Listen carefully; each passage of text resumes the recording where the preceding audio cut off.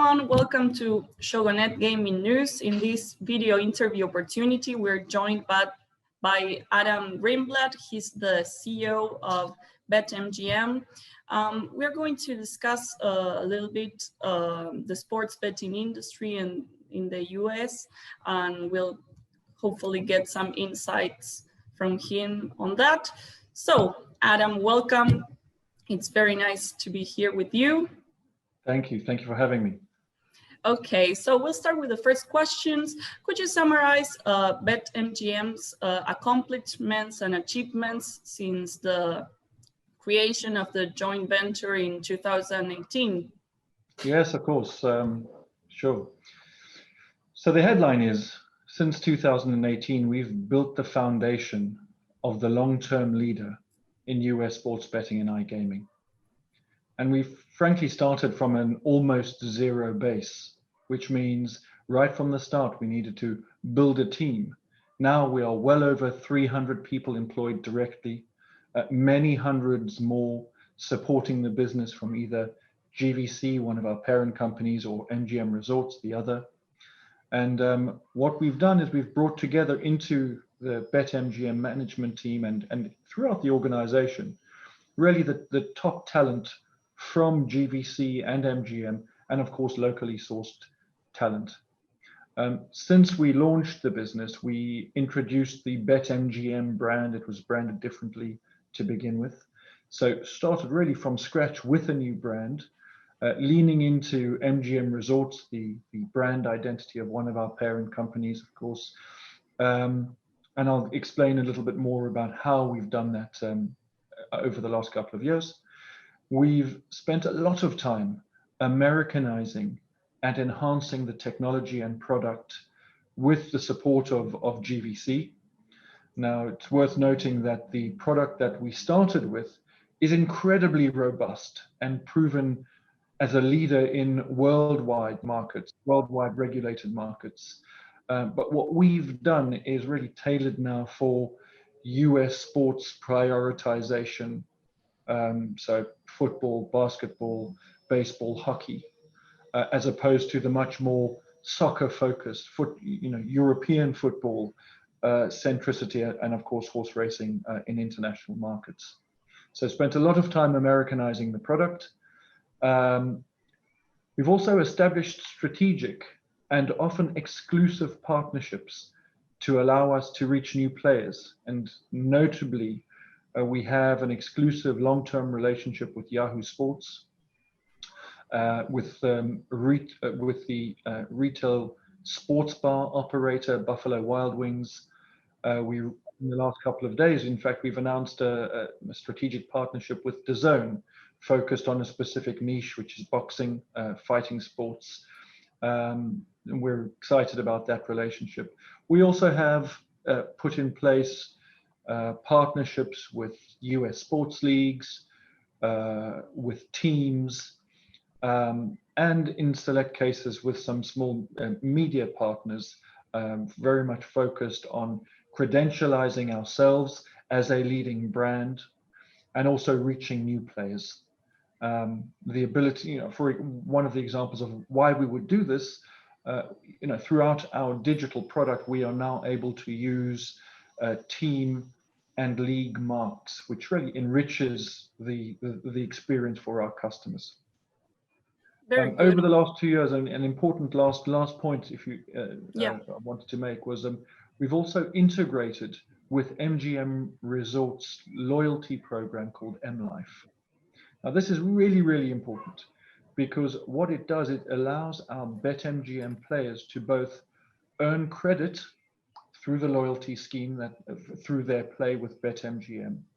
But importantly, it allows our players to redeem that credit with real world experiences. And often money can't buy experiences. And so as we look to the future long term, why BetMGM? One of the important reasons is because our players are able to enjoy the broader ecosystem between BetMGM and MGM Resorts as part of their leisure experience. And that includes both digital and in a physical environment. Right. Okay. Very good. Thank you. So, could you, I mean, could you mention in which states is BetMGM currently present? Is it present in every U.S. state where sports betting is allowed? And if not, do you have any expansion plans that you'd like to mention?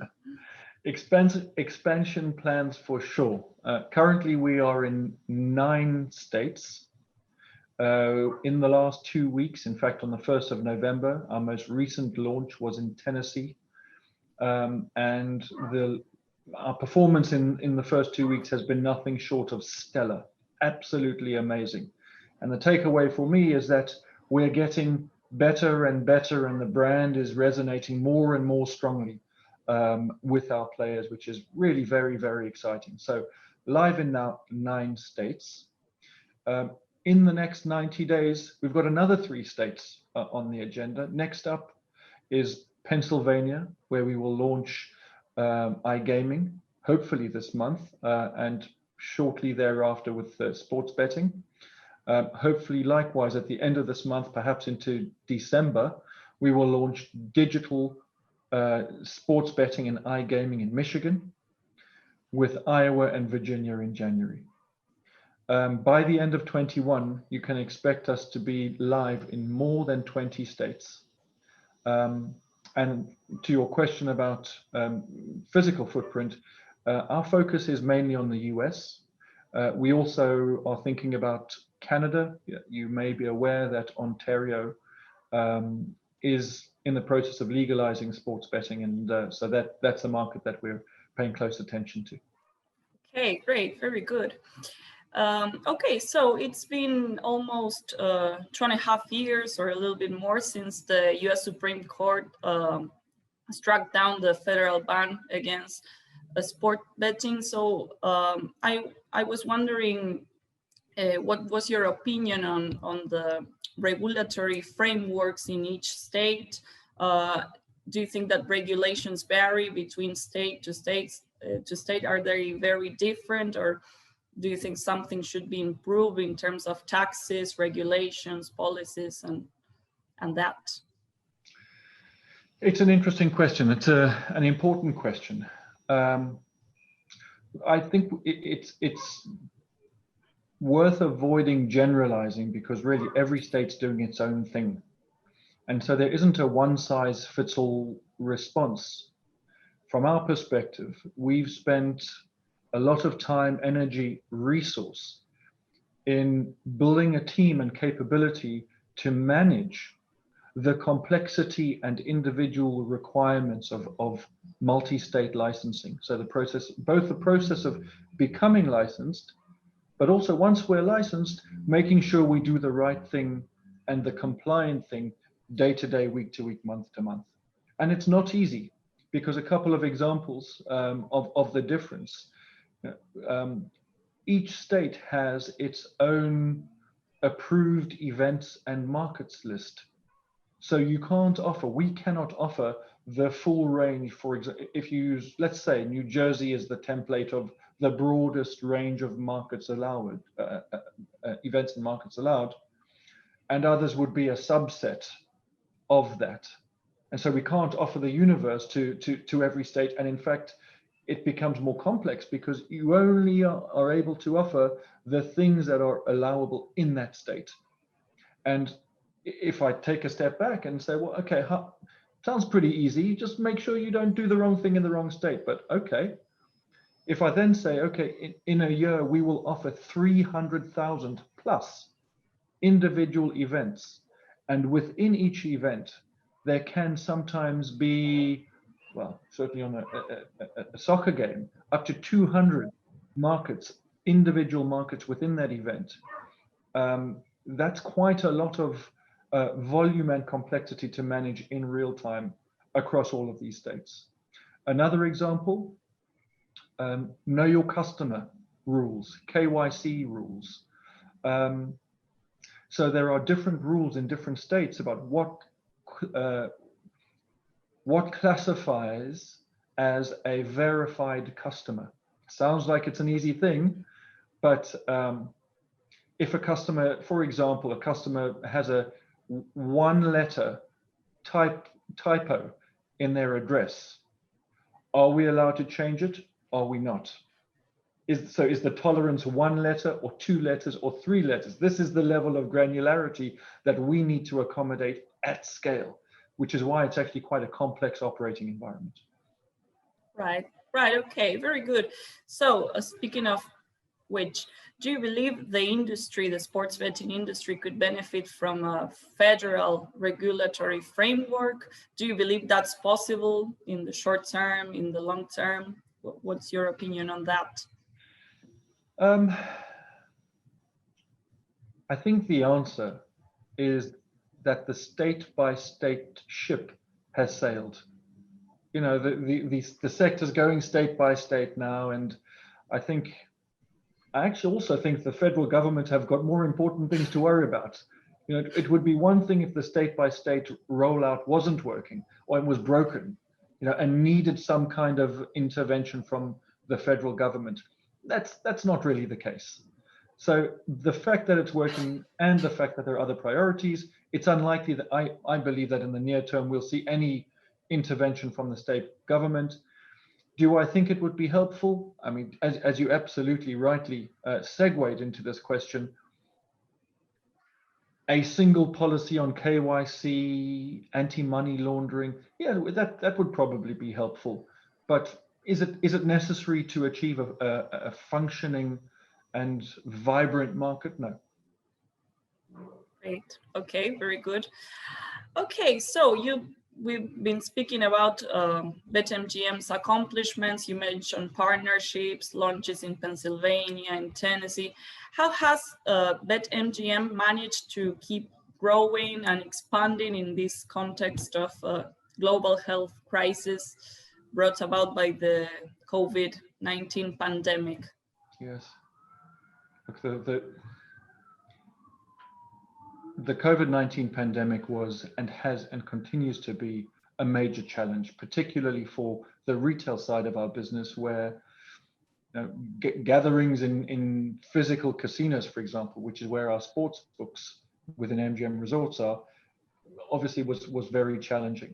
What COVID-19 did, however, was really increase the interest from for our digital players. And when we didn't have US sports, the focus went on to iGaming. So what we saw, particularly in New Jersey, was that there was a spike in interest and appetite for our iGaming products as a leisure alternative. And what we're very happy to say and see is that even since the return of US sports and the opening of physical casinos, our growth in that area has continued. Now, the other element which is worth talking about is how we as a business have managed to scale, because I've responded to you with some of the market movements. When we all went from an office-based environment to a work-from-home environment, we went away with the message that I gave to the team was, we need to stay focused on two things. We together and individually need absolute clarity of purpose. And the second is to ensure that the team remains engaged. So dealing with those two things, the clarity of purpose, I give my senior team full credit. They have been really clear on roles and responsibilities and what it is that we're trying to achieve, and really have pushed that down through daily, weekly communication and required that of their direct reports too. So we've really controlled and been clear on the agenda to ensure people know what they are supposed to be doing, even when we're not sitting in the same environment. That's the first, clarity of purpose. And the second is team engagement. What we found is that you can't, during these very difficult times, uncertain times, we can't over communicate. And we've used the Microsoft Teams collaboration and video conferencing platform really to incredible effect. We have 3 times a week, we have the whole business get together the feedback, and I lead a call, and the feedback I've had has been overwhelmingly positive, that the business enjoys so much access to the mind and management of the business and feel increasingly purposeful because they understand how the work that they are doing fits into the broader purpose of the business. That was it. Okay, very good. Thank you very much. Last question. So we spoke about the pandemic. I was wondering if that has changed the company's plans or forecasts for 2021. And now that we know that it is highly likely that we have a vaccine for next year, does that has also changed anything in terms of the company's plans? What the company's 2021 plans have only accelerated. So 2021 is all about state rollout, continued development of the product, and building a team to manage the scale and complexity that we've talked about in 20 plus states. Focus on personalization, focus on loyalty, focus on our omni-channel strategy. So with a view to the resurgence of real world leisure activity, what does that mean? It means that we will see a lot more traffic going through Vegas in 2021, which was always part of our plan, and using that as a hub for giving our players, our BetMGM players, a superb branded experience in a physical environment, ensuring that those players leave Nevada with the app on their phone and continuing that relationship with BetMGM in their home state. Remember, we've rolled out into all of those states, continuing that relationship 365 days a year. That's what's ahead for 21. Great. Okay. Thank you very much, Adam, for joining us. Thank you for all of your answers. So, bye. Hope to see you soon. Looking forward. Thank you.